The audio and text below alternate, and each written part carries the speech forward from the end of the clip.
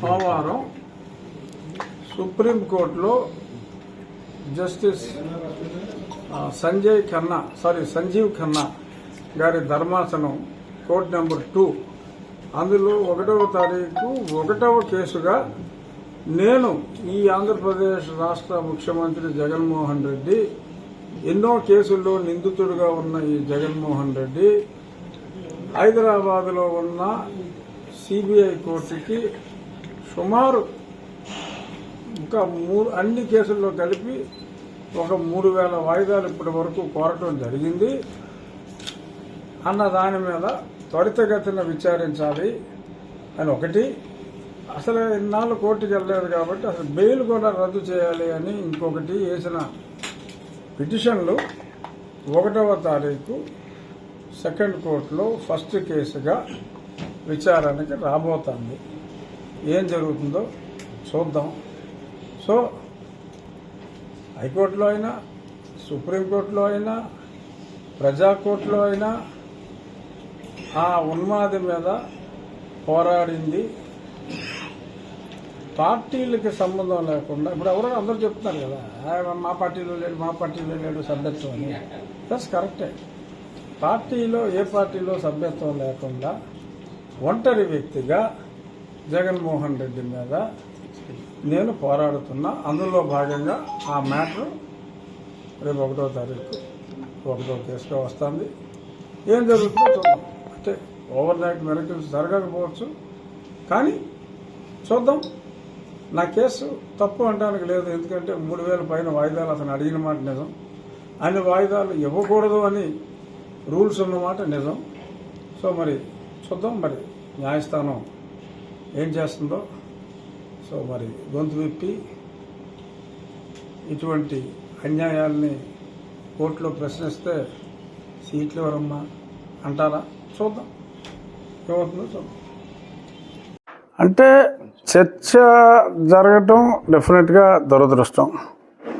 ఇది ఒక్కడు ఎక్స్పెక్ట్ చేశాడు ఇటువంటి చర్చ జరుగుతుందని రాష్ట్రంలో. ఒక్కడెవరో తెలుసా మీకు? పేరు జగన్మోహన్ రెడ్డి. ఆడికి ఒక్కడికే ఎక్స్పెక్ట్ చేయగలిగాడు, ఇంకెవరు ఎక్స్పెక్ట్ చేయలే. నాకైతే డౌట్ ఉంది, అనుమానం నాకైతే ఉంది. కానీ ఎన్నోసార్లు అతను అనుకున్నది చేయలేకపోయాడు. నన్ను డిస్క్వాలిఫై చేయలేకపోయాడు, నన్ను చంపలేకపోయాడు, అలా చాలా విషయాల్లో ఫెయిల్ అయ్యాడు. ఇక్కడ కూడా ప్రయత్నంలో అతను ఫెయిల్ అవుతాడు అనుకున్నాను, కానీ టెంపరీగా సక్సెస్ అయ్యాడు.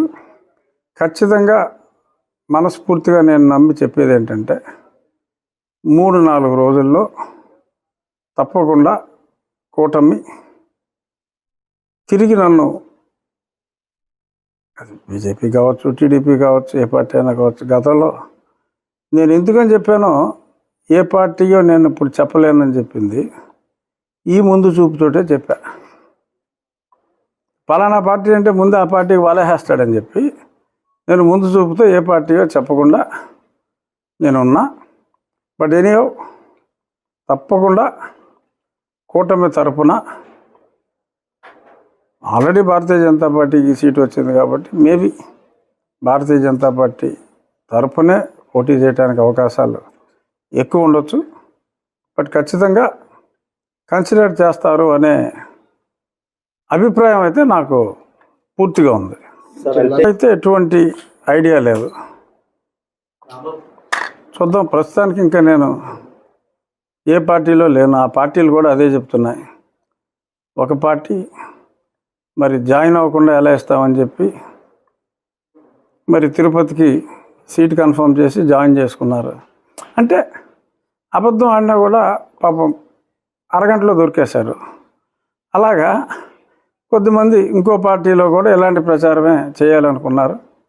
వాళ్ళు కూడా మరి ఉబలాటం ఆపుకోలేక ఇంకా జాయిన్ అవ్వకుండానే సీటు కూడా డిక్లేర్ చేశారు. ఇంకా జాయిన్ అయ్యాడో లేదో కూడా తెలియదు అభ్యర్థి.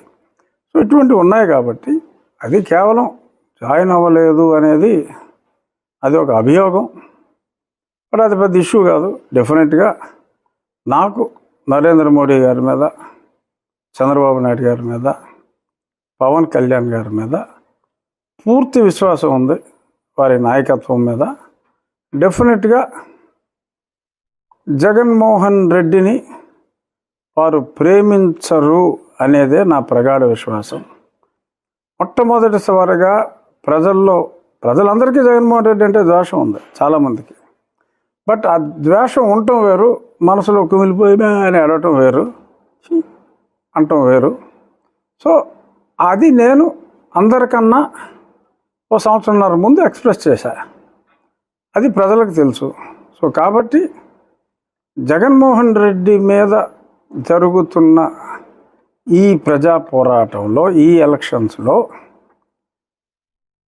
జగన్మోహన్ రెడ్డిని తొలిసారిగా ఎదుర్కొన్న వ్యక్తికి డెఫినెట్గా, ఎందుకంటే ఇప్పుడు నన్ను జైల్లో పెట్టాడు, అప్పుడు చంద్రబాబు నాయుడు గారు ఎంతో తపన పడ్డారు, ఆయన చేయగలిగిన సహాయం చేశారు, ఆయనే ఎన్నోసార్లు మీటింగుల్లో చెప్పారు.